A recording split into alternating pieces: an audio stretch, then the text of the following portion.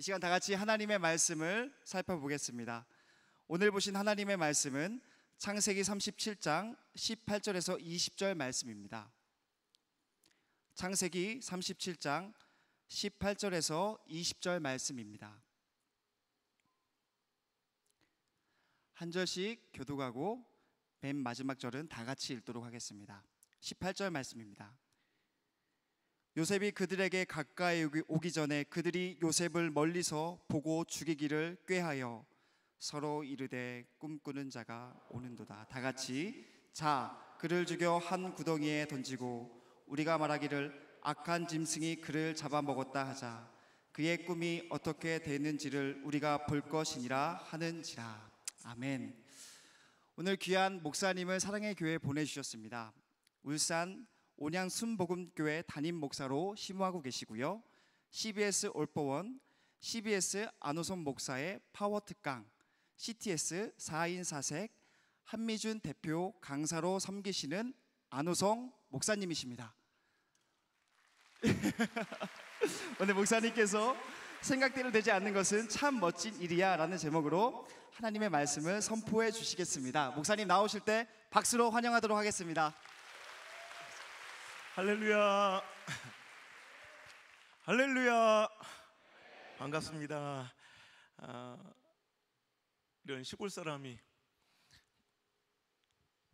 서울에 와서 또 다른 교회도 아니고 우리 사랑의 교회에서 말씀을 전하게 돼서 얼마나 또 감개무량이고 또 가슴이 벅차게 뛰는지 몰라요. 제가 실은 하루도 쉬지 못하고 집회를, 코로나 이 시국에도 계속 집회를 다니고 있거든요. 제가 이번 주말에도 부산에서, 포항에서 또 서울 올라와서 이번 주 금요일까지, 어제 새벽까지 서울에서 말씀 전하고 다시 전라도 광주 가서 저녁 집회하고 다시 오늘 서울로 올라와서 오늘 집회 끝나고 다시 울산으로 내려가야 되는데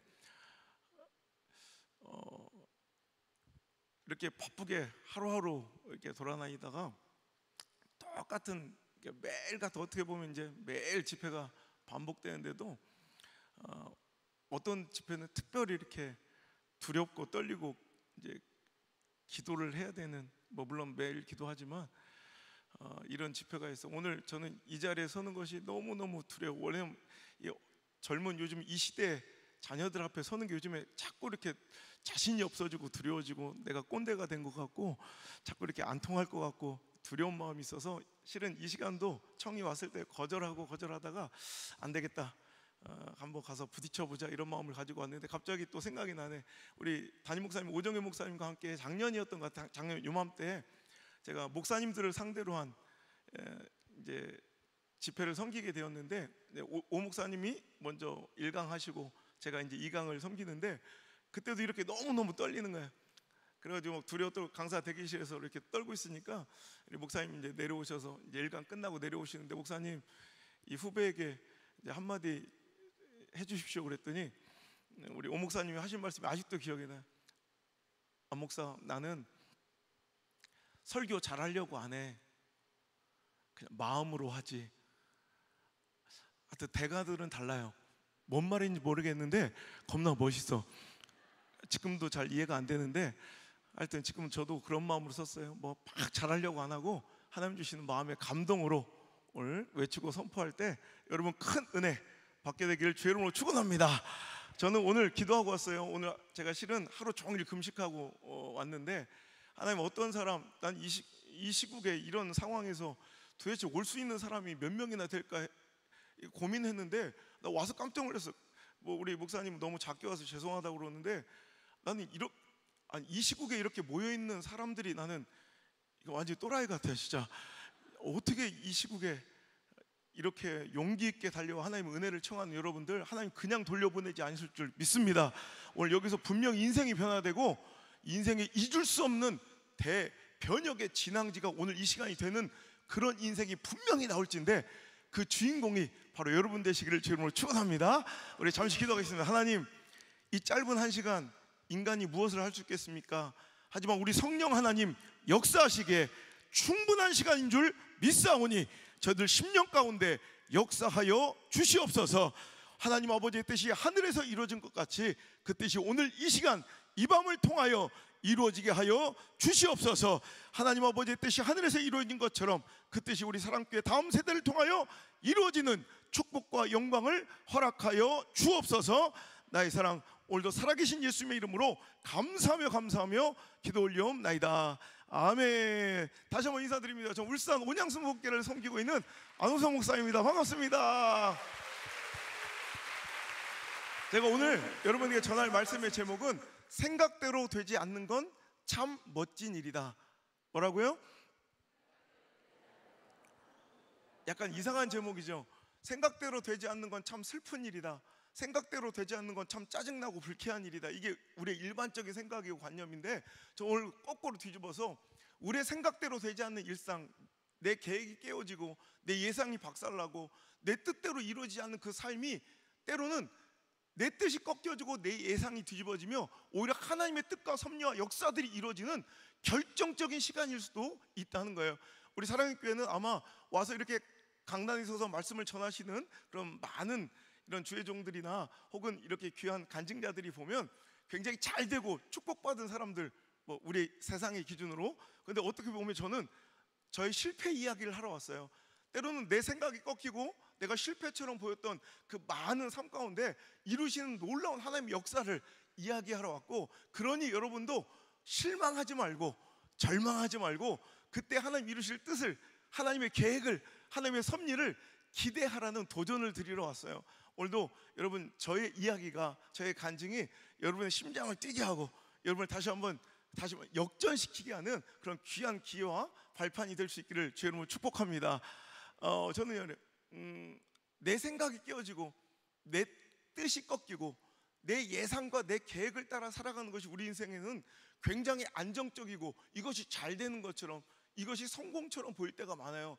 하지만 때로는 내 생각을 따라가고 이 시대의 대세와 이 시대의 가능성과 확률과 이 시대의 상황을 따라가는 것이, 이게 훨씬 더 잘 나가는 인생, 축복의 인생이 아니라 때로는 그 모든 것을 좀 내려놓고 하나님의 뜻을 따라, 하나님의 말씀을 따라가는 것이 훨씬 더 복된 인생일 수 있다는 거예요.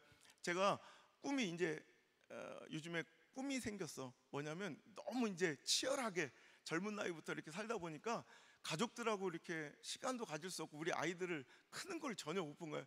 내가 기억하는 마지막 우리 3남매 아이들의 모습은 이 목욕탕, 이 온탕에 이 좁은 50cm도 안 되는 이 물에도 애들이 무서워서 이렇게 담그려고 하면 막 발을 막 이렇게 하면서 막 울었던 어린 갓난 아기의 모습만 난 기억하는데, 어느 날 얼마 전에 이제 한 집회를 갔는데 거기 리조트에 이게 수영장이 딸린 이런 리조트를 이제 교회에서 잡아주셔가지고 우리 가족들이 다 같이 집회를 가서 거기서 누리는 시간이 있었는데, 글쎄 그 어린 꼬맹이, 내 마지막 기억, 물과 관련된 애들의 마지막 기억은 이 조그만 목욕탕에서 다리를 막 이렇게 막 무서워 울었던 애기였는데, 글쎄 우리 첫째 아들이, 우리 둘째 아들이, 우리 막내 딸이 갑자기 그 수영장에서 막 모든 영법으로 수영을 다 하는 거야. 내가 깜짝 놀랐어. 알고 보니까 나는 주일날 2부 예배면 드리면 이게 집회 나와서 토요일날이나 이렇게 들어갔는데, 나 없을 때 우리 가족들이 나만 빼놓고 수영장을 다 가서 수영을 배운 거야. 이제 물에 빠지면 이제 나만 죽는 거야. 이제 그때 야, 우리 애들 수영 잘하는 거야. 이걸 막 되게 막 좋은 감정도 있는데, 거꾸로 야, 내가 저 아이들, 이 꼬맹이 애기부터 저렇게 수영을 잘할 때까지 이 성장 과정을 하나도 못 봤다는 이런 불행한 마음이 들더라고요. 그래서 이제는 어느 순간 이 모든 걸 다 내려놓고 가족들하고만 또 편하게 좀 살고 싶다, 이런 생각을 하다가 요즘 제가 즐겨보는 프로그램이 나는 자연인이다. 목사님 꿈이 자연인이야. 이제 은퇴하면 자연인이 되려고 이렇게 살다 이렇게 어느 순간 보니까 궁금증이 드는 거예요. 자연인들이 먹고 사는 걸 이렇게 보다 보니까 그냥 반찬은 어디서 나오겠어. 뭐 더덕 해먹고 도라지 해먹고 뭐 버섯 따먹고 그러면 되겠는데, 도대체 쌀은 어디서 나는 거고, 가끔씩 가다 라면도 한번 끓여 먹고 내가 좋아하는 스팸도 한번 구워 먹어야 될 거 아니야. 도대체 그런 건 어디서 구하나 했더니 대부분 자연인들이 양봉을 하더라. 양봉, 벌 키우는 거 있지. 그래서 나도 이제 자연인이 되려면 미리부터 준비해야겠다 싶어서 양봉에 관련된 책으로, 목사님 책을 많이 읽거든. 그래서 모든 걸 책으로 다 배워. 그래서 벌 키우는 법을 이제 책으로 요즘에 배우기 시작했는데, 재밌는 것은 양봉의 핵심 기술은 이제 분봉, 이 벌통을 늘려가는 건데, 벌통 하나를 늘려가려면 반드시 필요한 것이 여왕벌이에요. 여왕벌.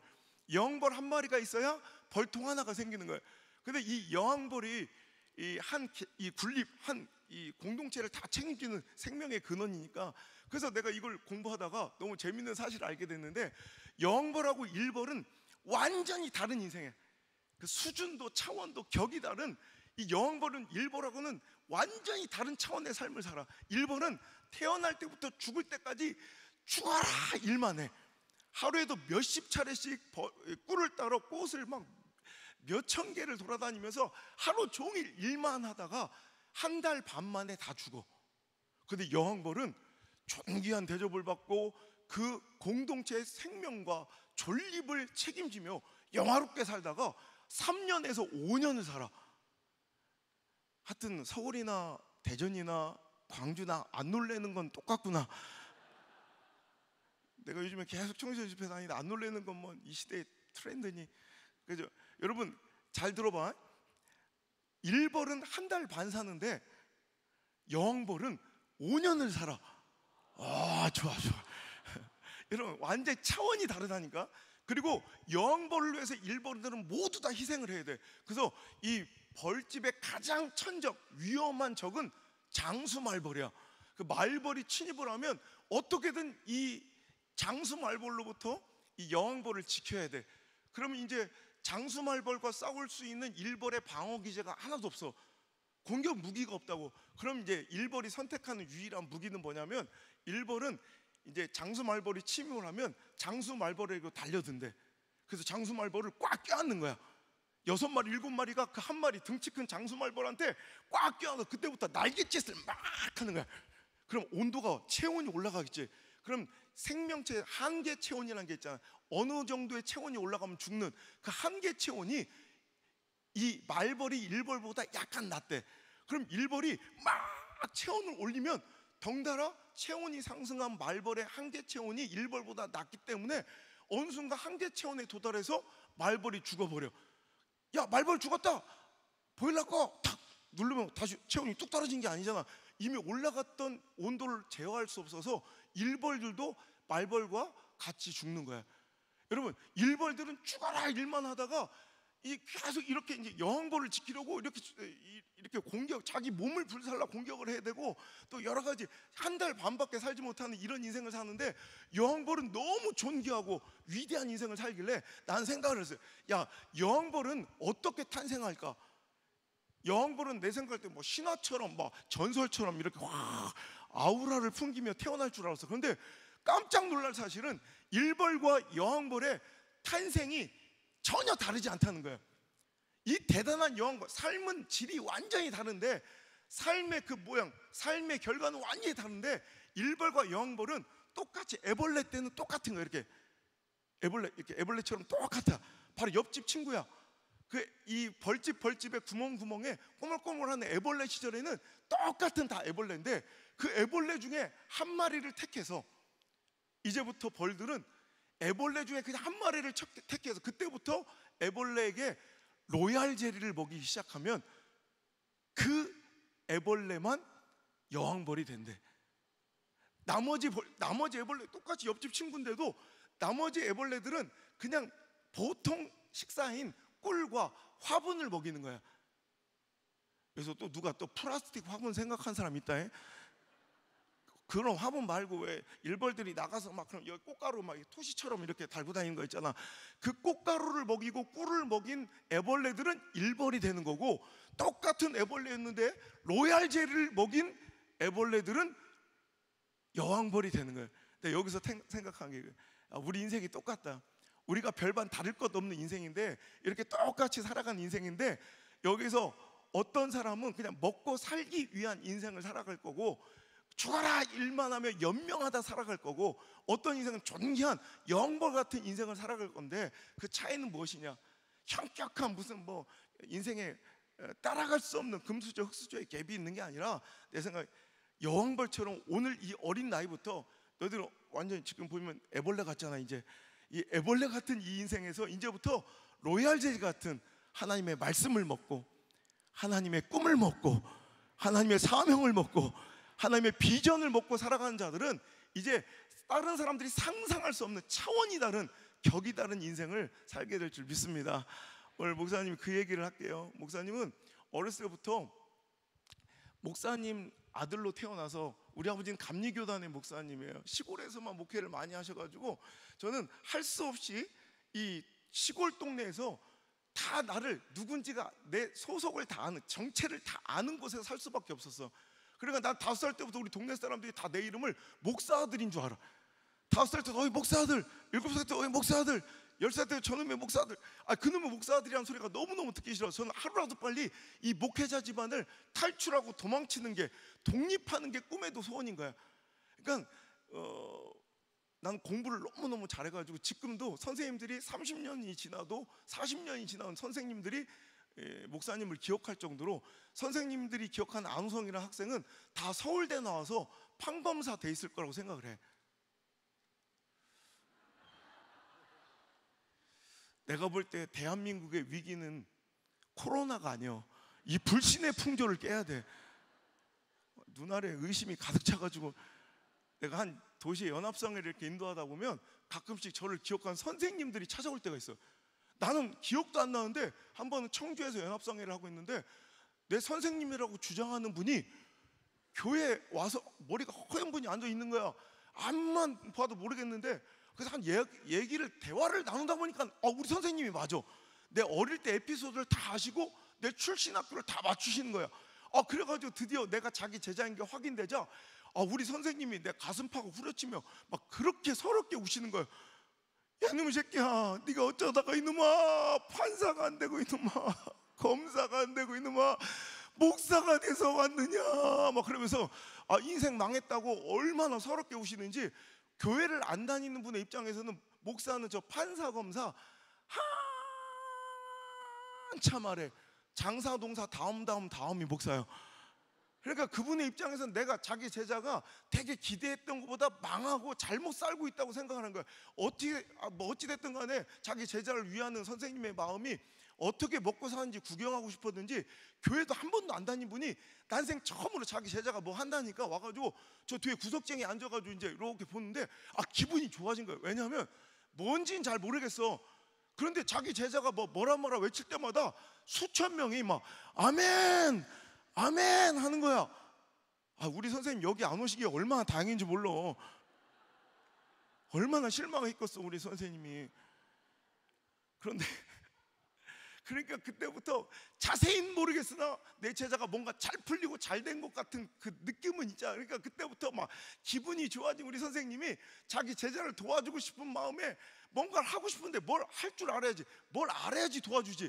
어제까지 절 갔다 오신 분이 뭘 알겠어. 그러니까 내가 창피해 죽을 뻔한 게, 내가 뭐라 했으니까 이미 수천 명이 아멘 하는데 자꾸 저쪽 구석쟁이에서 누가 엇박자로 옳소 하고 계신 거예요. 그러니까 우리 선생님이요. 다른 사람들은 내가 뭐가 될 거라고 기대하고 기도해주고 응원하고 기대했는지 모르겠지만, 저는 한 번도 어떤 직업, 판사, 검사 이런 직업을 꿈으로 가진 적이 없어.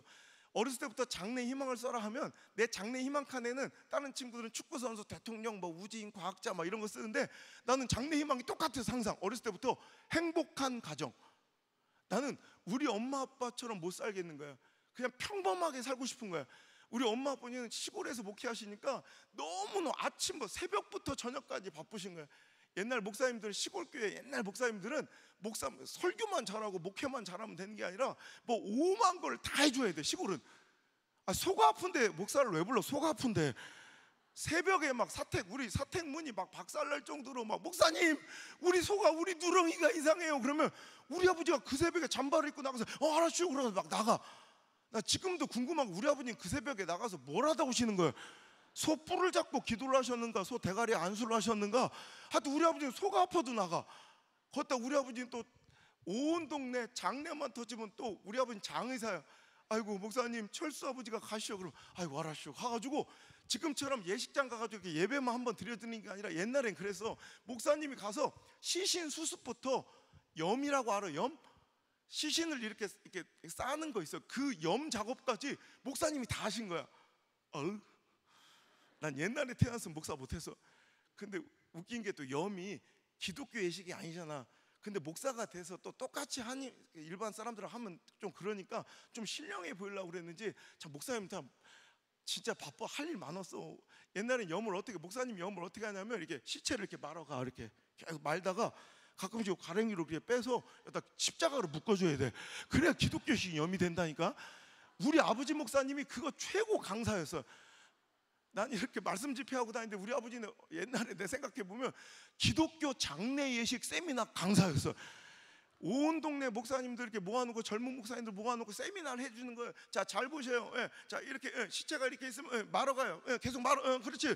자, 가랭이로 빼서 십자가 묶어, 막 이런 거 실습시켜주는 목사님이었는데, 그 세미나를 할 때마다 항상 우리 아버지 앞에 널찍한 테이블이 이렇게 놓여 있는데 거기 항상 우리 엄마가 누워 있어. 우리 엄마가 시체예요. 나 우리 엄마 염을 300번도 더 봤어. 그러니까 우리 아버지는 수의사에, 장의사에, 또 아버지 없는 집에는 아버지 역할 딱 해주러, 성도님 가정 중에 자식 없는 분은 자식 노릇 해드리러, 불철주야 뛰어다니라고 정작 저에겐 아버지가 없는 거야. 우리 아버지는 은퇴하실 때까지 졸업식만 되면 우리 성도님들 가정 중에 아버지 없는 집 자녀들을 챙겨서 거기 가서 졸업식에서 걔들 짜장면 사주고 걔들이랑 사진 찍어주시느라고, 정작 나는 아버지랑 졸업식 때 찍은 사진이 한 장도 없어. 그러니까 난 이런 삶이 싫어서 빨리 나는 성공해서 나는 빨리 이 집안을 뛰쳐나가서 난 아주 그냥 자유롭게 사는 거, 내 가정 챙기고 그냥 내 자식들 돌보면서 아주 자유롭게 사는 게 내 꿈이어서, 이제 그때부터 엄마 아빠가 원하시는 신학교는 내가 갈리 만무하고, 내가 이 서울에 있는 유수한 대학들 다 붙어놓고도 엄마 아빠한테 허락도 안 받고, 내가 그때부터 고등학교 3학년 2학기 때부터 목사님 10원도 안 받은 엄마 아빠한테 이제 재정적으로 독립하겠다. 그래서 엄마 아빠 알지도 못하게 목사님 있는 그 지방의 국립대, 가장 좋은 국립대에 장학생으로 들어가서 모든 이제 등록금은 이제 장학금으로 해결하고, 나머지는 아르바이트 통해서 뭐 책값, 용돈 뭐 이런 모든 걸 하면서 실로 난 이제 목사님 가정에서 이제 이렇게 거기에 얽매여 살지 않아도 돼. 나는 그때 우리 집에서 1시간 이상 떨어진 학교를 다니니까 너무 좋은 거야. 내가 입만 다물면 우리 아버지가 목사님인가 아무도 몰라. 우리 아버님 장사한다고 이렇게 얘기하면서 얼마나 자유롭게 살았는지. 그때부터 목사님이 그렇게 자유로워진 다음에 제일 하고 싶었던 게 뭔지 알아? 이기는 거. 목사님 맨날 지고 살아야 돼. 목사들은 내가 잘못도 안 했는데 맨날 져야 돼. 양보해야 되고 배려해야 되고 사과해야 되고. 내가 제일 무서워했던 놈이 어떤 놈인지 알아? 새성도 아들. 그 놈은 학교에서 나한테 잽도 안 되는데 새성도 아들은 내가 맨날 져야 돼. 맨날 교회에선 걔가 왕이요. 그러니까 나는 이제부터는 지지 않겠다. 내가 어렸을 때 상처가 있는 게, 우리 아버지 심호하시던 교회 여름성경학교가 이렇게 수련회 같이 이렇게 내가 초등학교 4학년 때 열렸어. 근데 그날 마지막 추첨이 있었는데 거기 2등 상품이 너무 갖고 싶은 거예요. 나 1등도, 욕심도 없어. 나는 1등도 됐고 그 2등 상품 물총이 너무 갖고 싶어서 내가 태어나서 지금까지 그렇게 하나님의 은혜를 갈망했던 적이 없는 것 같아. 진짜 하나님께 매달려 막 그냥 여름성경학교 내내 아직도 기억나. 그때 주제가, 여름성경학교 주제가 성령의 9가지 열매인데 그것도 필요 없어. 나는 진짜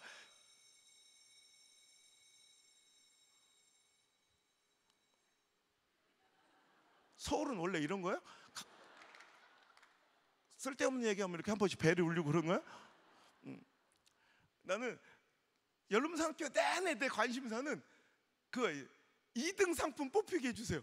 진짜 기도했는데 마지막 날 이제 여름성경학교 다 대미를 장식하는 마지막 추첨을 하는데 우리 주일학교 부장 선생님이 이게 손을 넣어서 뽑는데 3등, 이제 2등을 뽑는데 나 막 심장이 터질 뻔했네. 딱 뽑으신데 68번. 근데 내보는 거야. 그래서 할렐루야! 너무 감격해가지고 우리 하나님 시퍼렇게 살아계신 걸 그때부터 믿기 시작한 거야. 목사님 책 홍보하는 건 아니야. 그런데 그때 내가 할렐루야 나가는데 부장 선생님이 갑자기 내 어렸을 때 이름이 안드레인데 안드레야? 그래서 다시 눕는 거야. 목사 아들이라 안 된다고. 니들이 생각해도 그건 아니지. 그래서 있잖아, 목사님 지금 이렇게 좀 알려주고 이제 막 바빠져서 집회 요청이 너무 많이 오잖아. 우리 아버님이 심호하셨던 교회들을 다 집회를 가. 그 교회만 안 가. 그 교회는 왜 자꾸 내가 거절한지 이유도 모르고, 목사님 앞에서 이렇게 약간 미친놈 같고 그래도 목사님 실제 성격은 극소심한 트리플 A형이요. 죽을 때까지 안 잊어버려. 그때부터는 싸움도 이기고 막 누구든지 걸리면 그냥 두드려 패는 거야. 눈빛만 안 좋아도 그냥 패고. 그때부터 목사님 막 그냥 이걸 자유롭고 행복이라고 생각했어. 뭐 그래서 혹시 보신 분, 우리 목사님도 아까 보셨다고 그러는데 혹시 보신 분 있는지 모르겠지만 작년에 TV는 사랑을 싣고라는 프로그램에 가수 홍경민이 자기 인생을 어둠에서 빛으로 인도해준, 절망에서 희망으로 이끌어준 영웅과 같은 분이 계시다고 하면서 찾아온 목사님이 있어. 그게 바로 나야.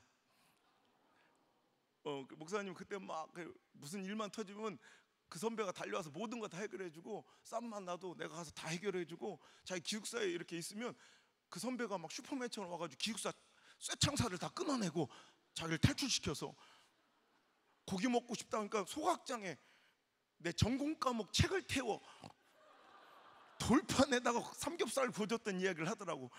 하여튼 막 이렇게 자유롭게, 그러니까 주변에 사람들이 막 따라다니고, 목사님은 대학교 다닐 때 팬클럽이 있었어. 호성스 패밀리라고 막 이러면서 그때 너무 그걸 행복이라고 생각하며 온갖 그냥 하나님을 떠나서 세상의 즐거움에 빠져 살다가, 그래도 목사님 공부는 열심히 하니까 영국 런던으로 또 유학을 떠났네. 그런데 거기서 또 계속 이제 나는 유학 중에도 엄마 아빠한테 돈을 안 받았거든. 그러니까 거기서도 지는 걸 싫어하니까 공부도 열심히 해야 되고, 또 이제 수업료도 또 이렇게 생활비도 조달해야 되니까 또 아르바이트도 막 너무 많이 하다 보니까, 그때 IMF 기간이라 너무너무 힘들 때 환율도 떨어지고, 그러니까 그때 몸이 굉장히 아파지기 시작하면서 런던에서 이 생활고를 막 견디다 못하다 너무 밥도 잘 못 먹고 일도 많이 하고 잠도 잘 못 자고 그래서 그런지 그래서 이 통증이 이렇게 막 올라오는 거야. 그래서 난 이게 하도 많이 서서 이렇게 아르바이트를 많이 해서, 이제 일을 많이 해서 그런가 보다 이게 치부해 버렸는데, 이 아픔이 자꾸 통증이 배로 옮겨지는데, 나중에는 내가 내려야 될 버스탑에서 이렇게 배를 누르고 그 2층 버스를 못 내려오는 거야. 그 버스탑을 지나칠 정도로 고통이 자꾸 심해져서 병원에 겨우 기다려서, 영국은 국영의료제라 한 번 아프면 몇 달을 기다려야 줄 서서, 내장이 막 밖으로 질질 새어나지 않는 한 무조건 나는 속이 너무 아파도 그냥 기다려야 돼. 몇 달 만에 만 의사가 보더니 아무래도 심각한 것 같다고, 이렇게 계속 기다리다가 보면 큰일 날 수도 있겠다고 학업을 중단한 채 한국으로 들어가 보라는 거야. 그래서 내 계획과 내 스케줄이 완전히 다 박살난 거야. 그래가지고 수업도 다 듣다가 이제 다 중단하고, 내 학위 받을 것도 다 이제 포기하고 그냥 병자처럼 실려 나와서 이제 한국에서 진료를 받는데, 만나는 의사 선생님들마다 오진이 반복되면서 원인을 잘못 찾아가지고 계속 몸은 만시창이가 되고 계속 이 아픔이 반복되다가 나중에 구멍이랑 구멍에 호수를 다 끼고 산송장처럼 질질질 끌려다니다가 마지막 도착한 병원에서 갑자기 깜짝 놀랐는데, 아니 사람이 어떻게 이 모양이 될 때까지 참았냐고. 수술을 해도 벌써 했어야지. 그때서야 배를 가르고 뚜껑을 열었는데, 글쎄 이미 뱃속에 고름이 꽉 차 있는 거야. 야, 이름만 사랑의 교회면 뭐하냐. 어떻게 사랑이, 그리스도의 사랑이 없어. 남이 뱃속에 고름이 꽉 차서 죽어간다는데 어떻게 눈알만 깜빡깜빡, 그게 네 배지 내 배냐 막. 나 이렇게 냉정한 교회는 처음 봤네. 자, 엔지, 물 한 잔 마시고 다시 할 테니까 마치 처음 듣는 것처럼 그리스도의 사랑을 좀 표현해봐라. 야, 이름만 사랑의 교회는 뭐냐. 나중에 녹화할 거냐, 편집 한번 하자. 하나 둘 셋, 슬레이트 박스랑 하나 둘 셋. 그래서 마지막 도착한 병원에서 빨리 수술을 하죠. 뭐 아는 것처럼 웃냐, 너희들은. 처음 하는 거. 뚜껑을 열어보면 그래서 뱃속에 고름이 꽉 차 있는 거야. 역시 사랑의 교회네. 글쎄 그 고름 때문에 이미 장기들이 흐물흐물 녹아서 다 터질 정도가 돼. 손만 대도 다 터질 정도로 약해 빠져 있는 거야. 거기다가 이 약한 장에다가 장결핵균이 들어와서 이 장 내벽에 구멍을 다 뚫어놔서 이 안에 있어야 될 좋은 유익균들조차 다 쏟아져 내린, 손을 쓸 수 없는 상태로 발견이 된 거야. 그러니까 의사 선생님이 뚜껑을 열었다가 그냥 닫는 거야. 도저히 손을 쓸 수가 없다고. 일반적으로 배에 고름 꽉 차면 이 장기를 끄집어내고 깨끗이 닦고 넣어서 꼬매면 되는데, 그럴 수가 없는 게 만지기만 해도 터지니까 괜히 다른 데서 다 이미 다 망쳐서 왔는데 자기가 이제 덤탱이를 쓸까 봐 그러셨는지 도저히 안 되겠다. 그냥 뚜껑을 닫는데 그냥 닫을 수는 없잖아. 고름이 꽉 차 있으니까. 그러니까 여기다가 구멍을 이렇게 하나 뚫어. 야, 너 한번 만져볼래? 일어나봐, 만져봐. 예. 여기 한번. 너 어째 이렇게 키가 작냐 또? 느껴져? 아 쑤시지 마, 아파 죽겠어. 이 구멍이 그때 뚫린 거야. 또 구멍을 이렇게 뚫어놓고 2m쯤 되는 고무 튜브와 양옆에 거즈를 이렇게 대가지고 양쪽에 흐트러지지 않게 매듭으로 꽉 묶어놓고 이 빈 틈에다가 이 거즈를 쑤셔 넣는 거야, 뱃속에다가. 한쪽 끝은 이 방광인대까지 밀려가고 한쪽 끝은 아까 뚫린 구멍으로 뺀 거야. 그리고 뚜껑을 덮은 거야. 어떤 역할인지 아시겠죠? 배 안에 가득 찬 꼬름을 이렇게 빨아내는 심지 같은 역할로 이 심지 끝에다가 두꺼운 거즈를 이렇게 대놓으면 아침마다 이걸 드레싱하고 거즈를 바꾸려고 떼보면 역한 냄새와 함께 샛노란 구름이 한 대박씩 매일 아침 쏟아져 나오는 거야. 아침이 되는 게, 해가 뜨는 게 공포야. 생각하면 너희들 옆구리에다 구멍을 하나 뚫어놨어. 그 아침마다 빨대 같은 걸로 쑤셔. 얼마나 고통, 머리가 쭈삣쭈삣 설 정도로 너무너무 고통. 근데 그때 그거보다 더 힘들었던 게 이 물 한 모금을 만져, 물 한 모금을. 그때 당시에 내가 의사 선생님이 물을 못 먹게 하는데 내가 장이 너무 약해서 물을 만약에 꿀떡 삼키면 장이 툭 터져. 그러니까 물 한 모금도 밥 한 톨도 못 먹게 금지가 되려. 그럼 어떻게 사냐? 링거를 꼽아서 공급된 에너지와 수분으로 그냥 연명, 그러니까 숨만 붙어 있는 거야. 시간이 지나니까 말기 암환자처럼 살이 쏙 빠지는데, 목사님 키가 179인데 몸무게가 38kg까지 했더래. 해골만 남아, 해골만. 뼈다귀가 다 보여. 그러면 좀 선생님이, 의사 선생님이 우리 가족들 다 불러 모으는 거야. 마지막 인사 나누라고. 나 이런 일은 드라마에서나 영화에서나 나와야 되는 건 줄 알았어. 받아들일 수 없이 분노하다가 이내 수긍할 수밖에 없는 끔찍한 상황이, 내가 이렇게 누워 있는데 가족들이 다 이렇게 내 침대를 뚝 둘러싸서 나를 이렇게 내려다보는데 아직도 그 눈빛이 생각나. 내가 한 번도 우리 가족들한테 본 적이 없는 눈빛. 극도의 슬픔과 불안과 두려움이 가득 찬 눈으로 나를 이렇게 내려다보는 그 눈빛을 마주대하는 순간 가슴이 철렁하는 거야. 누구도 입 벌려서 내 상황을 얘기 안 하는데도 내가 죽는지 알겠더라고. 나 이제 죽는구나. 너무 무섭고 너무 절망적이라 누구 하나 입 벌리지 못하고 침묵만 흐르고 있는 그 병실 문을 우리 아버지가 팍 열고 들어오시더니 갑자기 이 끔찍한 몰골, 뼈다귀만 남은 아들의 몰골 가리려고 덮어놓은 시트를 확 걷어버리고 이 펑퍼짐한 환자복을 확 벗겨버리더니 항상 흉물스러운 그 뼈다귀만 남은 그 아들의 모습을 카메라에 담기 시작하는 거야. 착각, 착각, 착각. 그 강했던 우리 아버지가 눈물만 뚝뚝뚝뚝 흘리시면서, 나 우리 아버지 눈물을 그날 처음 봤어, 태어나서. 필름 한 통이 다 닳도록 연신 셔터를 누르던 우리 아버지가 그 카메라를 나한테 내미시며 하신 말씀이, 호성아, 너 안 죽어. 너 절대 안 죽어. 그러니까 얼른 일어나서 이거 가지고 하나님 살아계신 거 간증하며 살아다오. 그 말씀이 얼마나 감사한지. 난 이게 아버지가 아들한테 주신 말씀이 아니라 소망 없이 죽음을 기다리는 나에게 주신 하나님의 소망의 약속으로 들려서, 나도 굉장히 보수적인 신앙의 전통에 자라서 여러분처럼 아멘 한번 해본 적 없고 손 한번 든 적이 없어. 근데 그때는 너무 상이 절박하니까 그랬는지 나도 모르게 손을 번쩍 들고 살고 싶어서 아멘 하면 외치는데, 실상은 힘이 없어서 손이 이만큼밖에 안 올라가고 입술은 반쯤 붙고 반쯤 떨어져 새어나오는 신음소리처럼 아멘 하고 있는 거야. 근데 그 아멘의 고백에도 우리 하나님 찾아오셔서 역사하기 시작하시는데, 내 약한 이 모든 오장육부 육신을 확 만지시는 느낌이 나는 거예요. 그날 내가 의사 선생님은 절망이고 의료적 관점으로 볼 때는 깜깜한 절망이고 두려움인데, 희한하게 그날부터 희망의 빛이 보이는 거야. 내가 살겠는 거야. 그래서 내가 하나님께 그날 기도하게, 하나님 저 살려만 주시면, 아니 저 살 줄 믿습니다. 저 살면 주시면 내가 우리 아버지처럼 주의 종이 되어 주의를 하겠나이다. 그 서원과 기도를 드린 순간 하나님께 이 약속을 받으셨다는 확신이 드는 거라. 그때부터 얼마나 내가 이제 막 감사한지, 그 다음 날부터 몸이 막 회복되는 게 내 느낌인지 몰라. 나는 플라세보 효과, 긍정의 위약 효과라고 생각했어. 아니야, 확실한 육체적 증거가 드러나기 시작하는데, 아침마다 떼놓은 거질 때 때마다 역한 냄새 풍기며 한 대박질 쏟았더니 샛노란 고름이 딱 떼는데, 그래서 이 썩은 냄새가 확실히 줄어. 그리고 더 확실한 건 끈덕끈덕했던 이 샛노란 고름 색깔이 이 투명한 물 색깔로 맑아지기 시작하고 점점 묽어지기 시작하는 거예요. 그러다가 이 계속 장기를 손상시키며 세워놨던 이 고름이 어느 순간 어떤 약을 쓰거나 치료법을 바꾼 적도 없는데 갑자기 아무 이유도 없이 그 고름이 싹 말라버린 것입니다. 할렐루야. 우리 하나님께 영광 감사해요. 야, 진짜 기적과 같은 일이 벌어지고 내 장기들은 막 회복이 되는 게 느껴지는 게, 내가 제일 감격스러웠던 게 어느 날 이렇게 누워있는데 방구가 뿜 나오는 거야. 근데 내가 생각해보고 내가 이게 방구를 얼마 만에 꺼보는지 깜짝, 내가 오늘도 며칠째 방구를 안 껐어 뭐 이렇게 의식도 못했는데 방구가 나오는 순간 내가 진짜 방구가 꾼지 오래됐다는 생각을 하는 거야. 의사 선생님한테 얘기했더니 의사 선생님이 내 장이 이 상태가 이렇게 방구가 잘 나올 수 있는 구조가 왜냐면 너무 약하고 구멍이 다 뚫려 있으니까 야, 방구도 아무나 꾸는 게 아니대. 하나님께서 살려주신 자만의 특권, 구멍이 메어진 자만의 권세, 다시 살아난 자만의 선물이 방구예요. 니들 방구만 꺼도 감사해야 돼.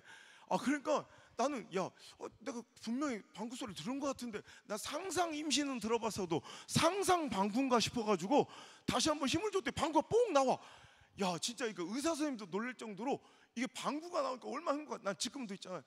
오늘 하루 종일 금식하고 밥도 못 먹고 그래도 어떤 때는 방구만 꺼도 이렇게 행복해.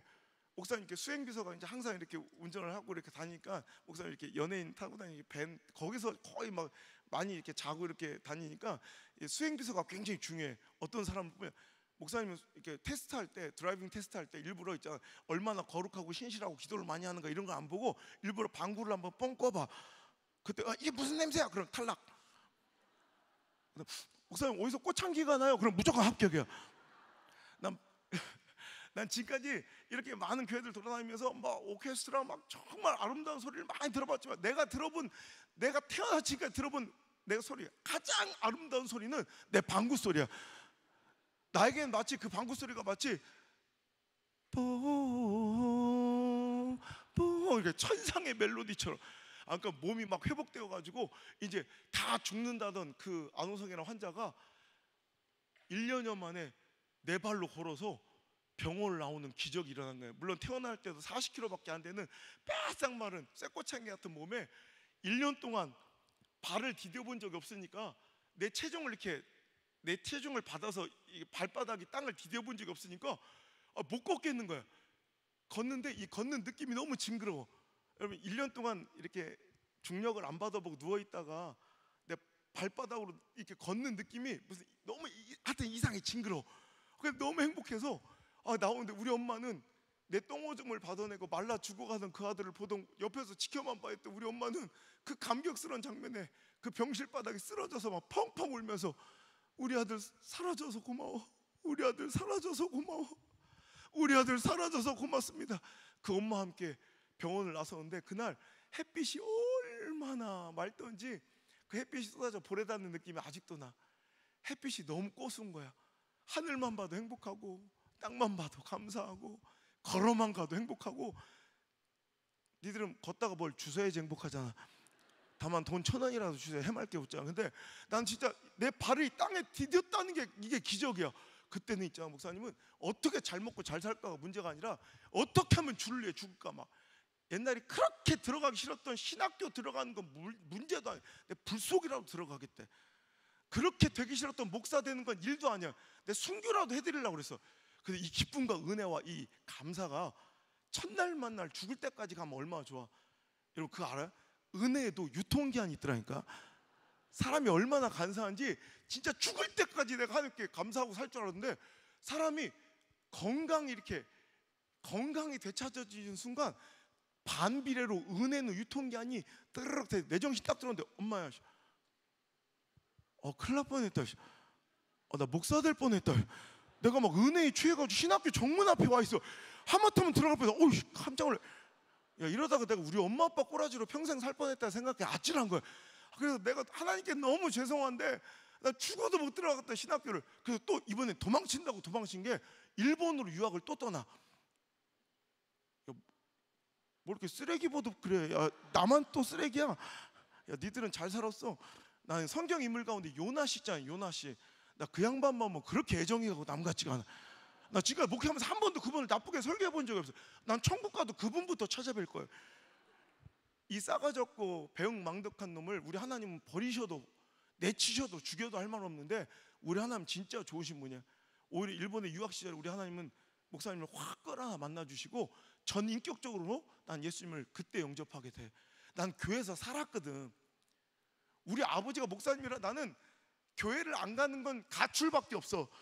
난 교회에 예배를 드릴 수밖에 없는, 난 평생을 그렇게 살아서 예수 믿는 줄 알았어. 그런데 이제 더 이상 우리 아버지 때문에 드리는, 우리 엄마 아버지 때문에 앉아있는 그 예배의 자리, 성도들의 시선과 관심에 떠밀려 서 있는 찬양의 자리가 아니라 진짜 내 안에 나의 하나님, 나의 예수님, 나의 성령님을 모시는 그 순간 내 얼굴도 마음도 막 기쁨 충만, 은혜 충만, 행복 충만, 감사 충만, 아싸라비야 쿵짝뼈 막 너무너무 좋은데, 다만 목사만 안 시키시면 딱 좋겠더라고요.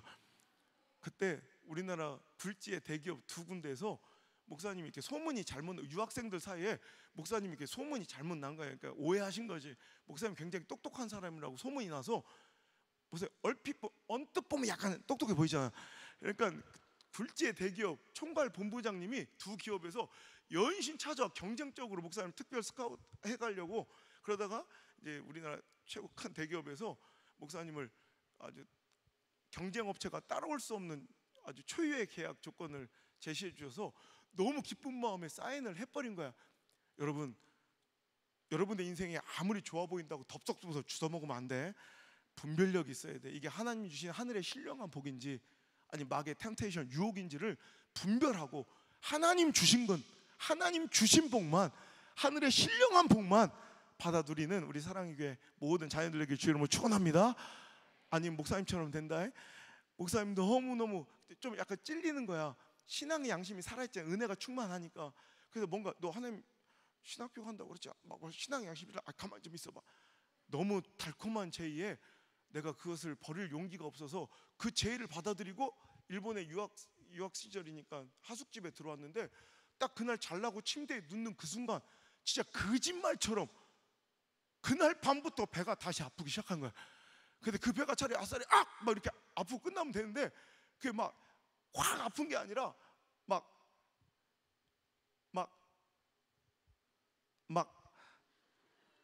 야리야리하게 아픈데 내가 이 느낌을 아는 거야. 2년 전 영국에서 배에 고름이 차들어갈 때 그 느낌하고 똑같은 거야.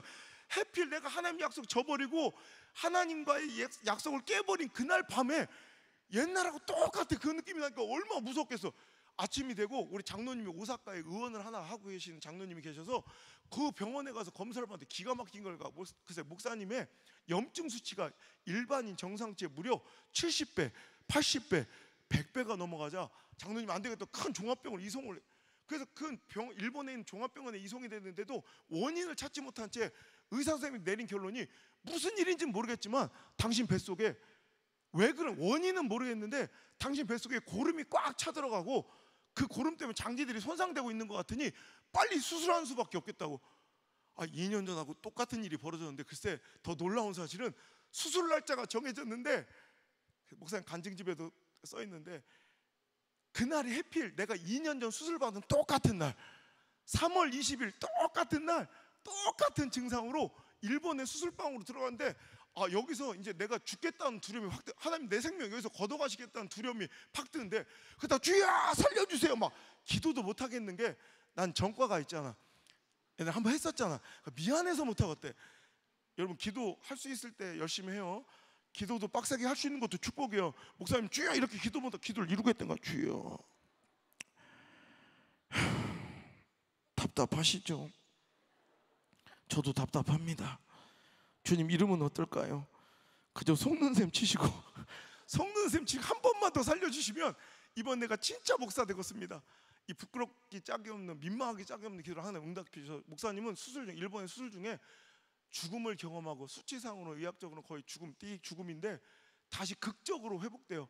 호흡이 돌아오고 심장이 다시, 일본 의사 선생님 말씀으로 정말 극적으로 다시 이렇게 살아나서 제2의 인생을 이렇게 보너스로 덤으로 살며 우리 하나님 시퍼렇게 살아계시다고 이렇게 천하만방 외치는 주의 종으로 살고 있습니다. 할렐루야. 우리 하나님께 감사하는 거예요. 저는 이제부터 그 길을 안 가진 않아. 가긴 갈 거예요. 이제 가긴 갈 건데 하나님 원망스럽고 서운한 건 어쩔 수 없더라고. 왜냐하면 목사가 필요하시면 내 주변에 주의종 되고 싶다는 애들이 많아. 걔들 좀 데려가시지. 또 걔들은 안 받으신대. 근데 왜 난 싫다는 사람을 꾸역꾸역 데려다 죽였다 살렸다 죽였다 살렸다 이러시면서까지도 나를 데려가신지 그 이유 좀 알자고 하나님께 매일같이 기도할 때 하나님께서 목사님 마음에 3가지 비전을 주시는데, 첫 번째, 교단주의 벽을 허물어라. 두 번째, 죽어간 침체는 한국교회 희망의 불씨가 될 것이다. 세 번째, 아직도 내 위로가 필요한 내 백성들이 많으니 그들을 위로하라. 뭔 얘기인지 모르겠는데 하여튼 하나님께서 그 말씀을 주셔서 지금이야 미약하게나마 내가 그런 일을 하고 있으니까 이해가 되지만, 그때는 나 같은 놈이 어떻게 그런 대단한 일을 할 수 있단 말이니까 꿈 같은 말씀이지만 하나님 주신 말씀인 거 분명하니 심장에 새기고, 진짜 일본에서 퇴원하자마자 바로 짐 싸서 주변 사람들 말려 다 뿌리치고 한국으로 와서 계속 이것만 붙들고 기도. 하나님 어떻게 하면 내가 이 꿈을, 이 목적을, 이 사명을 이루어드릴까? 암만 기도해도 답이 안 나와. 근데 1번이 좀 쉽더라고. 2번 3번보다. 교단주의 벽을 허물어라. 내가 딴 교단 가면 되겠더라고. 그래서 우리 아버지가 감리교단이라 그래서 내가 순복음으로 왔어요. 근데 많은 목사님 물어봐. 그럼 하필 왜 순복음으로 가냐고. 합동으로 오지 통합으로 오지 막. 근데 내가 그때마다 하는 얘기인데, 그때 당시 내가 가장 싫어했던 교단이 순복음이에요. 나랑 잘 안 맞아. 왜냐하면 나는 어렸을 때부터 4살 때부터 막 책을 중독에 가깝게 읽어. 그러니까 난 이성적이고 논리적이고 합리적이고 효율적이고 객관적인 것이 아주 머리에 꽉 찬 사람이었어요. 그러니까 원색적인 성령운동을 펼치는 이 순복음이 이해가 되지 않는, 나한테는 비합리적인 신비주의적 활동가들처럼 보였던, 나와 다른 걸 틀렸다고, 내가 모르는 걸 없다고 단정짓는 이 오만함을 하나님께서 박살내셔서 목사님 회개하는 마음으로 일주일 동안 엉엉 울며 하나님께 회개를 청하고 용서를 구하며, 하나님 저를 순복음교회에 보내주시면 일평생 회개하는 마음으로 살겠고, 또 교단에 저처럼 편견의 벽을 갖고 있는 사람들의 그 편견의 벽을 허물어주는 그런 목사로 저를 좀 사용해 주세요. 일주일 동안 금식 기도하고 허락을 듣게 해서 목사님은 지금까지 순복음교회를 하루도 안 다녀보고 순복음교회 목사가 된 특이한 전력을 갖고 있는 사람이에요. 그래서 목사님 신학교 가서 거기서 뭐 신학하고 목사 한 수만 받으면 난 교단주의 벽이 짜잔하고 해결되는 줄 알았어요. 웬걸 교단을 바꿔 가니까 엄청난 충격이 있더라고. 난 우리 아버지 교회밖에 못 다녀봤잖아. 야, 그렇잖아. 우리 아버지가 목사님인데 옆 교회 가면 좀 그렇잖아. 그러니까 할 수 없이 우리 아버지 교회만 다니니까 난 우리 아버지 목회 철학, 우리 아버지 목회관밖에 모르는 거야. 우리 아버지는 진짜 보수적인, 신학도 정치도 너무너무 보수적인 데가, 예배는 경건주의, 이놈과 경건이 지나치다 못하 경직에 가까울 정도로 예배 시간 차려. 웃지 마라. 아멘 아니라 박수 좀. 눈알도 그러지 마라. 가만히 있어. 주기도문 끝나요. 숨도 크게 쉬는 교회 알지? 조용한. 나 이런 게 되게 익숙해서 우리 아버님 맨날 이렇게 예배 드리니까, 거기다 우리 아버님 또 해필 보수적이고 경건한 데다가 해필 우리 아버지 고향이 충남 서천이요. 느려도 너무 느려. 근데 우리 아버지는 나하고 잘하고 목회를 다 충청도서만 하셨어. 그러니까 나는 우리 아버지 찬송가가 원래 맞는 건 줄 알았어요. 우리 아버지 찬송가 정박자인 줄. 난 우리 아버지 찬송가밖에 못 들어봐가지고. 그러니까 우리 아버지는 항상 찬송을 이렇게 부르셨거든. 주의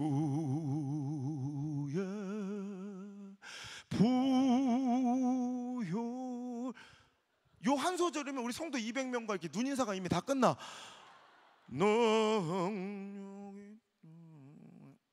옆에 왜 안 왔냐 이거예요. 출석 체크도 다 끝나. 목회 한 70%는 요 한 절이면 1절이면 끝나. 주여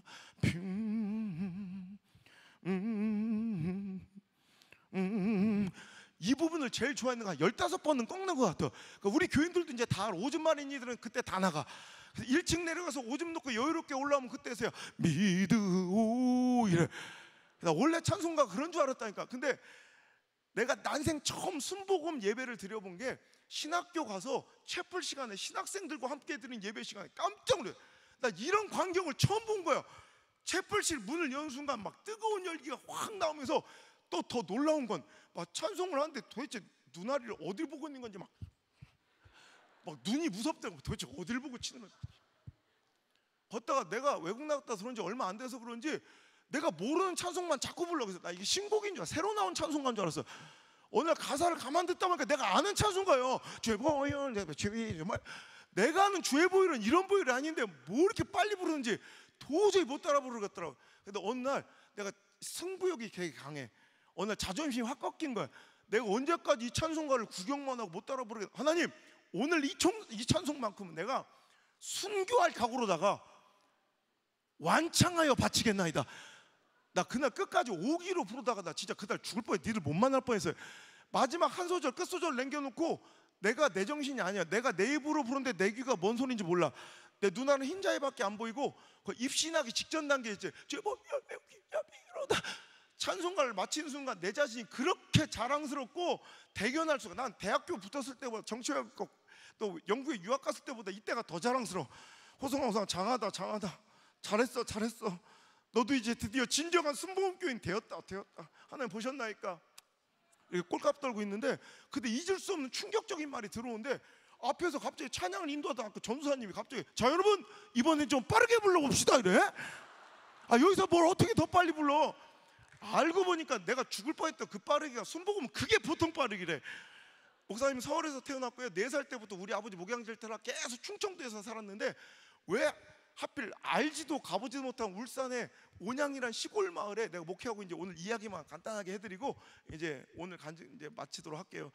수업 중에 강의 중에 교수님이 툭 던진 말 한마디가 내 인생을 바꾸고 오늘 여러분에게도 여러분의 인생을 바꿀 수 있는 그 하나의 말씀이 여러분 꼭 심장에 들려지길 주 여러분 축원합니다. 우리 순복음교단 이단 소리 들으면서 지금까지 이렇게 초라하게 살았지만 이제 명실상부 우리나라의 뭐 메이저 교단 돼가지고 각 지역마다 가장 큰 대표적인 대형 교회들로 우뚝 서 있으니 옛날 우리 선배님들하고 다르다. 그러니까 어디 가든지 어느 지역으로 가든지 이제 당당하게 목회해라 뭐 이런 말씀을 하시다가 갑자기 툭 던진 말씀이 그런데 말이야. 울산은 어째 이렇게 안 되나 몰라. 울산은 순복음의 무덤이야. 이런. 울산은 유일하게 순복음이 발붙이지 못한 120만 대도시인데도 순복음교회가 여기로만 시찰 하나 안 나올 정도로 지방회 하나가 아직도 설립이 안 된 가장 열악하고 가장 어려운 곳이라는 순복음의 무덤이라 누구도 가서 성공하지 못했다는 이 얘기를 하는 거예요. 그때 목사님이 그 수업 시간에 심장이 쿵쿵쿵 뛰는데 그래 하나님 이겁니다. 내가 어차피 순복음교회 왔으니 누구도 가지 않는 곳 가서 내가 우리 하나님 시퍼렇게 살아계신 거 내 인생 바쳐 증명하겠나이다. 교수님 수업 끝나고 나가자마자 우리 총회회관에 우리 교단 본부에 전화해서 내가 신대원 1학년생인데요 내가 개척을 하고자 하니 가장 어렵고 힘든 곳 하나만 찍어주시되 아무도 지금까지 순복음교회를 개척하지 않았던 순복음의 절대 미답자 하나만 찍어주십시오. 근데 장난 전화인 줄 알고 끊더라고. 내가 다시 전화 걸어가지고 내가 얘기하니까 그때서야 연락이 온 게 울산에 온양이라는 시골 마을로 내려가래. 난 온양이면 온천인 줄 알았지. 근데 울산의 온양이라는 시골 마을에는 지금까지 천지창조 이래 단 한 번도 순복음교회가 세워지지 않은 장로교단의 이 텃밭인데 지금도 목사님 우리 교회밖에 하나 순복음교회는 우리 교회밖에 없어. 만약에 내가 가서 거기다가 개척을 하면 역사상 최초의 순복음교회가 세워지는 거래. 목사님 최초 막 이런 거 겁나 좋아하거든. 그래서 그 소리를 듣자마자 결혼도 안 한 총각 전도사가 30살에 목사님이 신대원 1학년 때 그냥 모든 거 싹 다 정리해서 무작정 내려간 게 벌써 16년 됐어요. 46살 맞아. 싸우지 마라.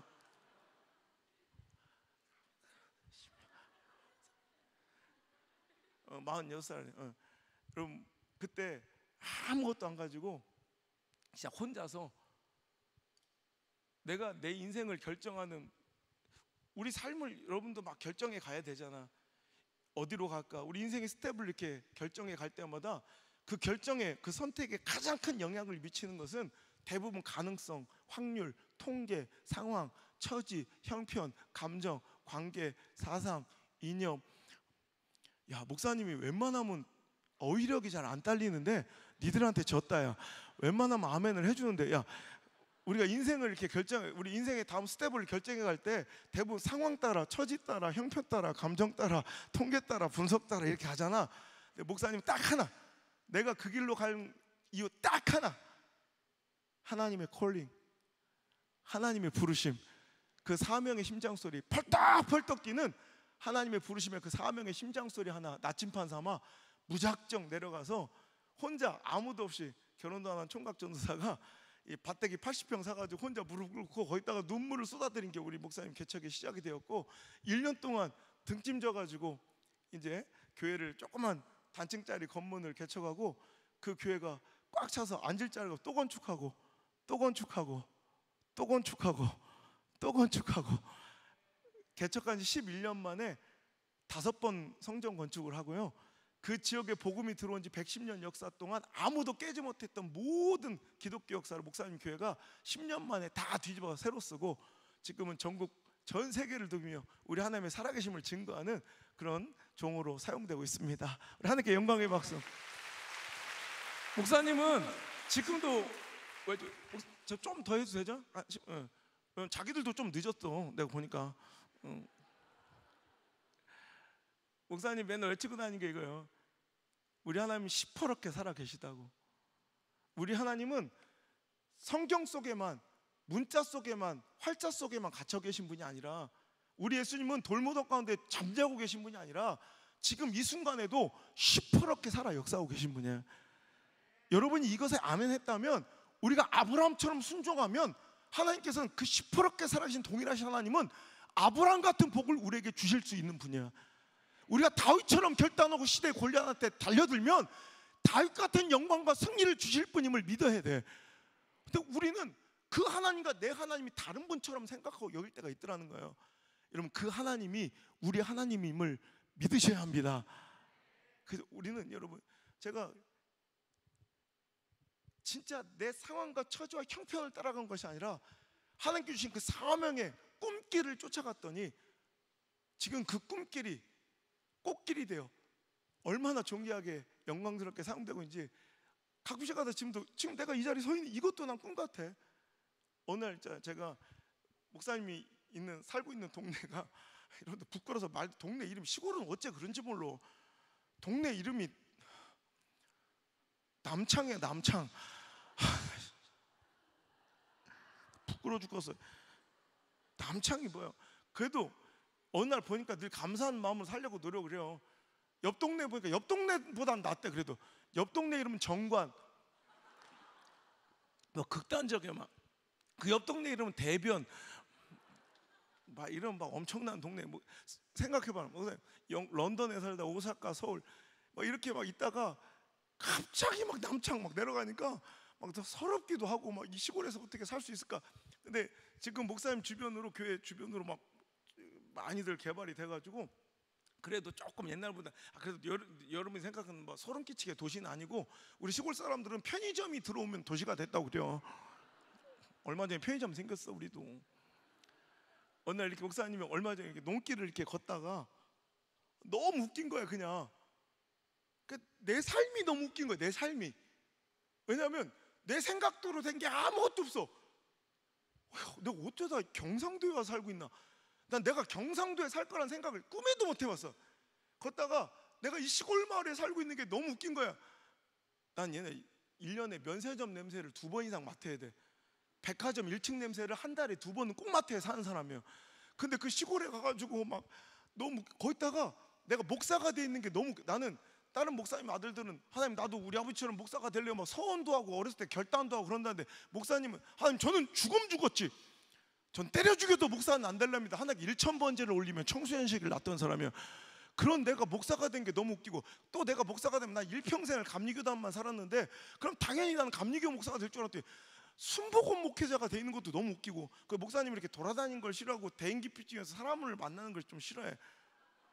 이게 믿어지지 않지.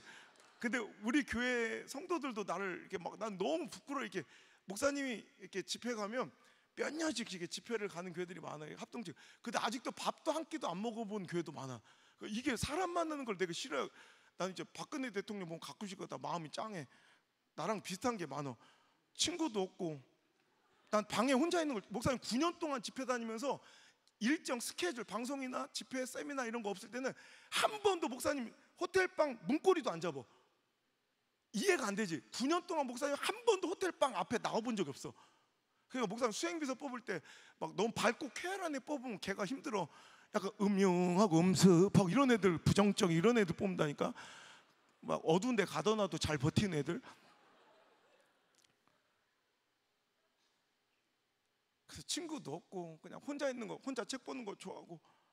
그래도 어쩌다 친구 하나 사귀면 또 이런 거 사귀어가지고 또 몰라? 목사님 항상 그런데 이런 사람이 전 세계를 두며 매일같이 하루도 안 쉬고 이렇게 집회를 하는 이런 사역자가 된 것도 너무 웃기고, 거기다 제일 놀라운 건 오늘 찾아보니까 왜 깜짝이야, 내 옆에 자고 있는 여자가 부산 여자야.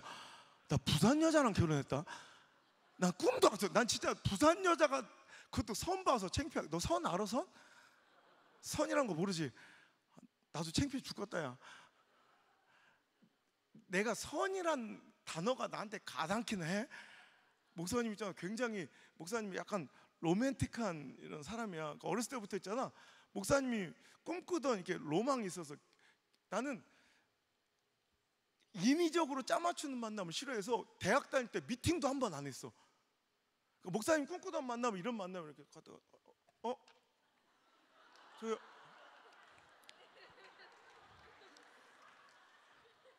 따라라라라라 이러죠. 이런 만남을 꿈꾸던 내가 선을 볼 줄이야.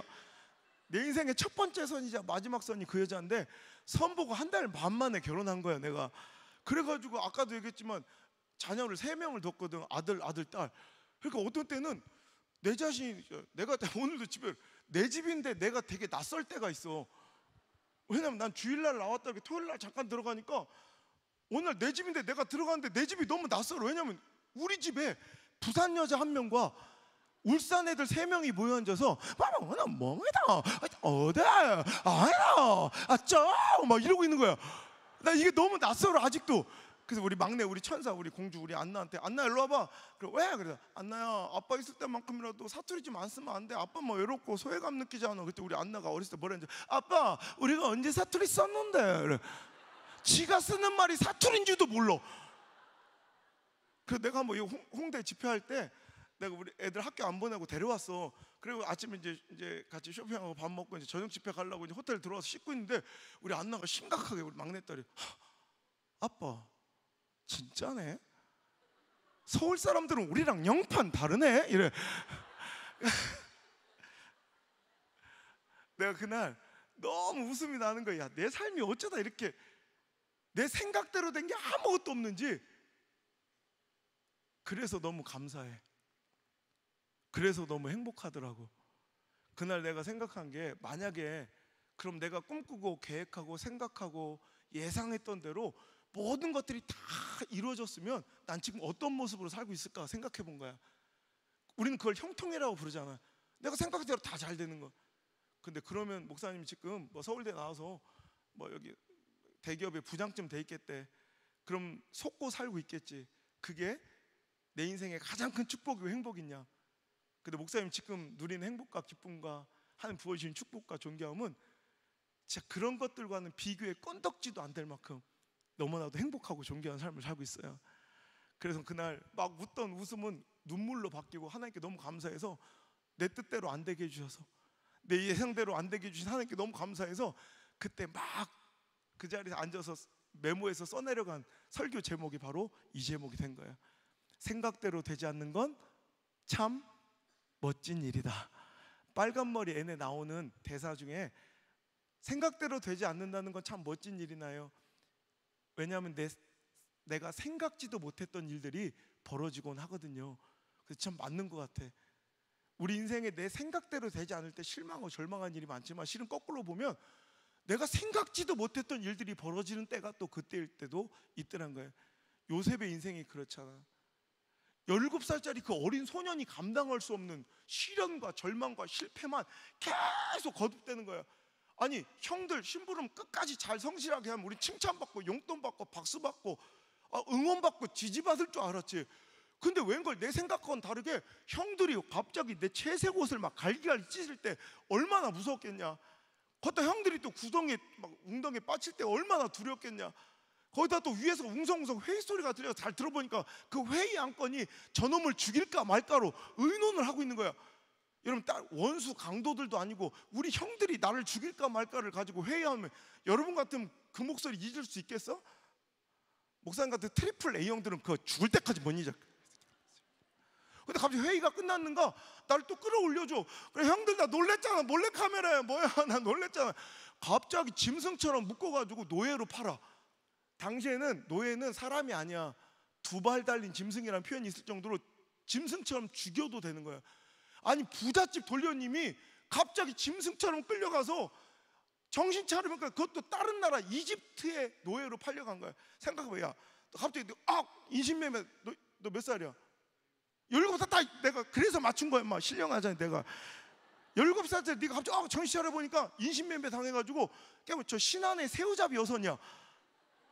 얼마 황당하겠냐, 그지? 그래도 얼마 감사해. 거기는 그래도 말은 통하고 김치라도 얻어 먹잖아. 너 갑자기 정신 차려보니까 넌 저 보르네오 고무농장이야. 너 생긴 게 되게 어울리게 생겼어. 거기 가서 잘 살게 생겼어 너는. 하여튼 그래도 말도 안 통하고 문화도 다른 그곳에 가면 얼마나 당황했겠어. 나는 생각해, 요셉도 그랬을 거 아니야. 근데 하나님, 내가 열심히 언어도 익히고 문화도 익혀가지고 내가 어떤 주인님 집에 팔려갔든 내가 성실하면 인정받아 우리 아버지 돌아가시기 전에 얼굴 한번 뵐 수 있을까, 이런 마음 가졌을 거 아니야. 요셉도 그랬을 거예요. 열심히 하고 하나님 형통함 주셔서 보디바리 집에 잘 돼서 요셉이 그 꿈이 이루어질라.